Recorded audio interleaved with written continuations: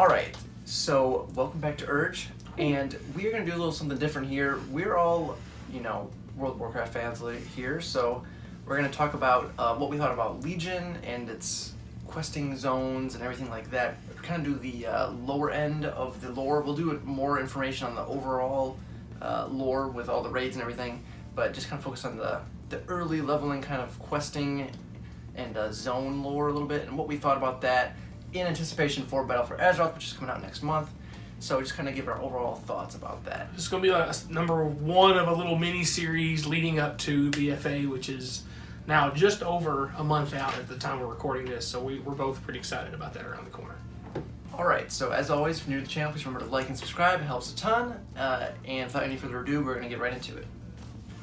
Alright, so with the quest zones, I'll say right off the bat, one of the things that I liked the most was how you could choose where you started. Yes. That was really interesting. Yes. And I'll have some comments on that later on as we get down about the cons of that. Yeah. But the good thing is you get to choose where you want to start. So Yep.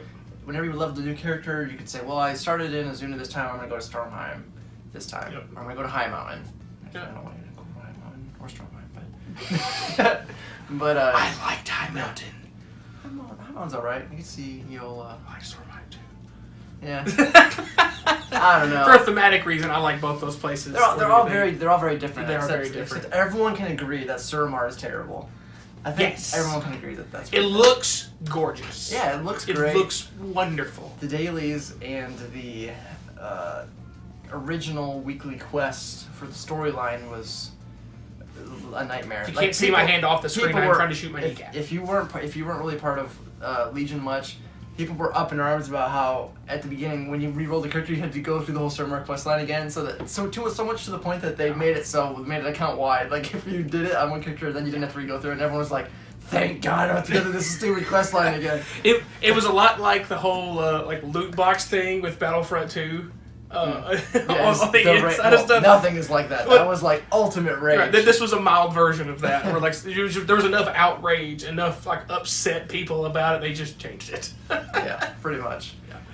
Yeah. As a whole, like you kind of touched on earlier, there were both goods and bad things about the way they did the zones. Mm-hmm. Good wise is they were all unique as far as to how they looked, how they played. Azuna's very much this coastal, forest leading into like swampy maritime feel kind of place, very Naga heavy, things like that. Pirates down in the southeastern. Right, there's some pirates down there. Valshara is very much a druidic, all very, very nature and jungle. I really liked Valshara just because of the color scheme and everything, and how it had like the corrupted forest and everything with the reds and the darks, and it was interesting. Yeah. High Mountain's this big plateauy mountain area, very torn, very torn. Yes, but higher elevations, you actually get some snow involved up there. You get some mountain rivers, which it was very much a hunter shaman kind of place. Which the two classes besides Demon Hunter I played really through Legion were that's kind of why I liked it too. It was a pretty cool zone. And then you had the old hunting quests. Yes, take you back to the old. Him and Nessuary, man. Yeah, bringing him back is always nice. Oh, it's never a bad idea to have a quest line with him.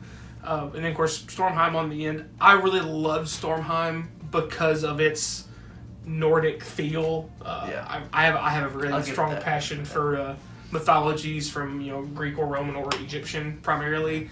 So, especially since we literally had just finished playing through God of War. Did you ever finish it technically?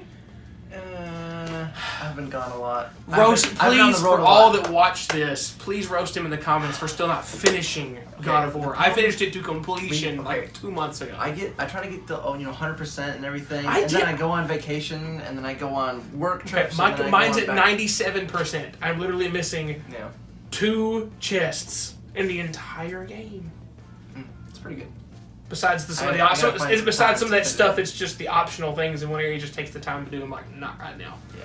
Anyway, but the Nordic stuff, because of the God of War, I've really been back in my refresh in the Nordic stuff, so I really liked Stormheim because the big surprise reveal mid quest line that Javi is secretly Odin the whole time, and when you do the specific quest where he gets mad at Helia for intervening, and he goes, "Ah!" He goes like full Odin form is pretty fantastic.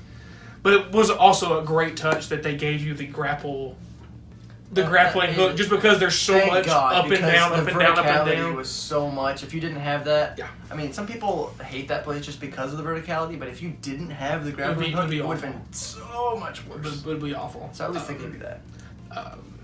But overall, there was, like I said, really the only place I strongly disliked questing in was Suramar. Yeah. Every other place, there had some quest lines I liked, some I didn't. But Suramar was awful. Yeah. Those crack elves, man. You gotta watch out for them crack elves. Crack elves, man. Because like the spidery area in the far western corner, all that underground network get lost stuff. Down there. You get lost down there. You get world quests. You like fly over there to that. And you're like, oh, it's one of those down there in that daggum cavern. Screw that. Fly back away. Speaking of flying, it's kind of become baseline now to have a quest line. Yeah, Pathfinder has apparently become like a and they said that's going to be the same in BFA. So. Which part of me likes. I like it in concept. Actually correct myself. It's all right. I love it in theory. It makes you just go explore everything on the ground, complete the storylines, and maybe some other random stuff in there to get it. I'll give you that too. It makes you actually enjoy the storyline because you're not like rushing. Because when you get flying at full speed, like max increased flying speed, you're just flying through it so quickly you don't even know what's happening. Yeah, function all the way through the storyline. Which that part I really like. The only issue is like when you make it like stage 1 and stage 2. Yeah. When you add like the revered and exalted reps and stuff. I mean, even if even if they had that, but if it wasn't a part 1, part 2 thing, I think it'd be all right. The issue is when you like start locking it behind expansions or content patches. Yeah, patches. Yeah. Where you're like, you don't know how long it's gonna be until that hits. Yeah. So I mean, it gives you a bit of I'm prepared for the next patch to hit, but then it's like, okay, how long is it gonna be until I can actually fly in this place? You know what I mean? So it's just. I don't know. It's good. Like everything else, there's goods and bads to it. I think if they take it where they've done it and they just try to improve on it, make it a little bit more player-friendly version of the same thing, I think I will continue to be on the side leaning that way.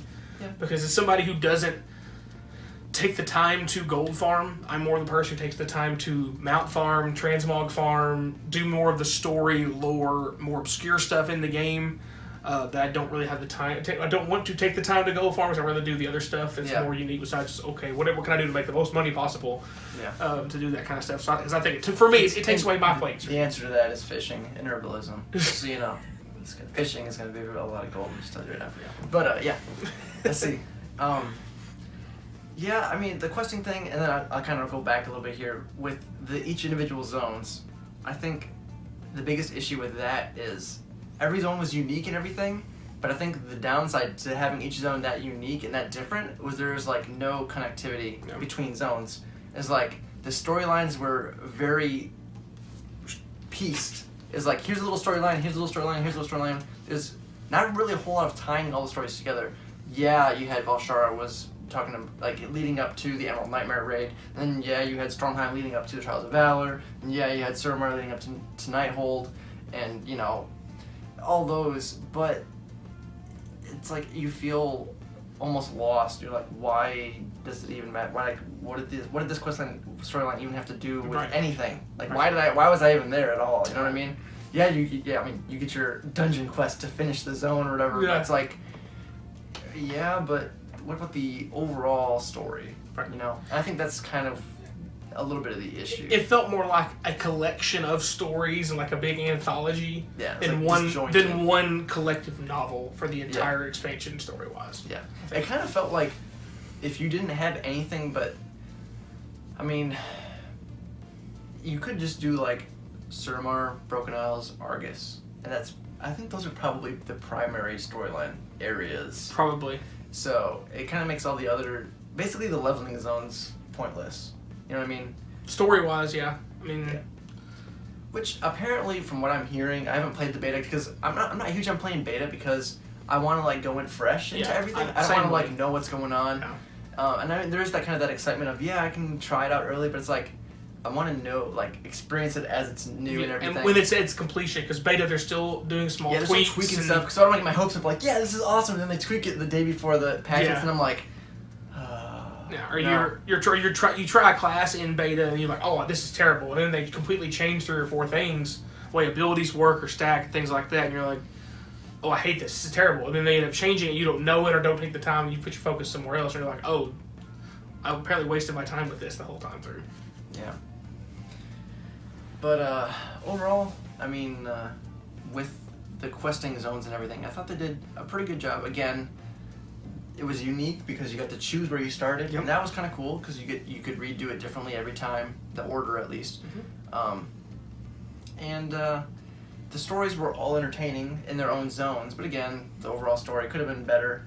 And from what I'm hearing again, with the BFA, it sounds like the zones are going to have a better intermingling of overall storyline. So we'll see how accurate that actually is. Although a lot of people, I feel like, that play WoW don't have any idea what's happening lore-wise. I think there's a 100% chance that is correct. Yeah, like a lot of people that play WoW, they're just like, I like running around and doing quests, but I just skip all the dialogue and skip all the cinematics and skip all the quest information. Read the quest text. It will save you hours of time after the fact when you've been running around. What do I do? I'm supposed to talk to the guy back where you started, you idiot. Yeah, and they really did try to make that dummy proof, but it still is not, because it used to. I remember back in the day in vanilla, you got a quest. We had a thoughtbot everything. You got a holler at the thoughtbot. You got a quest and you literally had to read it, or you had no idea what to do. And even if you did read it, you still had nowhere to go, because now they have like the little highlights like on your mini map, and your map to say like it's in this area. In vanilla, that was not there. In BC, that was not there. The quest is like, kill these goblins. You're like, great, where are they? I have no idea where these goblins are or whatever. Yeah, and sometimes, like, back in the, you had to read things like, okay, you go to this area, you're south of here. It's like, okay, they gave you an idea. Other time, it would just say, it would just be like this dude rambling in random dialogue. Yeah. So, find 6 coins. I am glad that they did add that. So you're not just, because that would get really annoying when you're like trying to do a quest for an hour and you have no idea where you're just running in circles. Wandering aimlessly is terrible. Yeah. So at least giving you direction is helpful. Sure. Like that was nice. Yes. Okay. But I mean, overall, I thought they did a pretty good job. Yeah. It sounds like, from what I'm hearing from the beta and alpha and all that stuff, that they're improving basically, and we'll go into more detail on this too, with the systems of Legion and what worked and making everything better, and what didn't work, cutting it. Which I think is there was a lot of the ideas and concepts that they implemented in Legion were really good ideas and concepts. There were definitely flaws to some of those, but if they can upgrade the things that are good and cut back the things that are bad, I think Battle for Azeroth is going to be a lot better than Legion. And Legion was a really good expansion, I think, overall, with the implementation. Especially in comparison to the previous, which, in my opinion, was my least favorite of all of them. They needed Legion to do well because Draenor. They needed to win because Draenor was probably its worst expansion. And, you know, I didn't really play a whole lot of Draenor. I just kind of got in there at the end of it because I was really hyped about Legion, because I was a huge Illidan fan, like I know a lot of people are. So I'm like, oh, he's a great character. So Liam O'Brien, shout out, Critical Role, what up? Woo! But yeah. So again, it looks like everything is going well with the questing areas and the storyline overall in BFA. So I mean, we'll see here soon enough how it goes. But this kind of just our general thoughts on the questing and starting areas and zones with Legion. But again, if you guys have any things you want to say, comments about Legion in general with the questing zones and everything, let us know below. If you're new to the channel, please remember to like, subscribe, hit the notification bell so you know when all of our new videos come out. We'll be leading up to BFA, and also I'm in the works trying to get all my Twitch stuff set up so I'll be able to stream BFA a lot. Hopefully we're going to be doing raiding, heroic at least, so we'll be probably streaming most of those, hopefully, but we'll see. Trying to get everything so we'll at least get dungeons and, you know, just random questing or gold farming. Whatever I'm doing on the day, I'll just be like, I'm playing, I'll probably just stream. Most times I'm playing. So. I guess I bet you I'm the more the obscure side. I'm mount farming, transmog stuff. I love the lore side of things, so I probably will do some recordings of me playing through maybe complicated quest lines and things, and maybe just recording them, putting them up in the channel for like speed runs through certain quest areas, or if you guys want to see rep guides, like I said, I've been running through the Mist of Pandaria factions to get mounts through there. Just finished up those. One of those, by the way, Lore Walkers. Look it up. You can get yourself a mount in an hour and go from non-existent rep to exalted in an hour. It's super easy. It's free money. It takes you nothing but time to get it. Yeah, so keep an eye out for that one. But as always, guys, thanks for watching.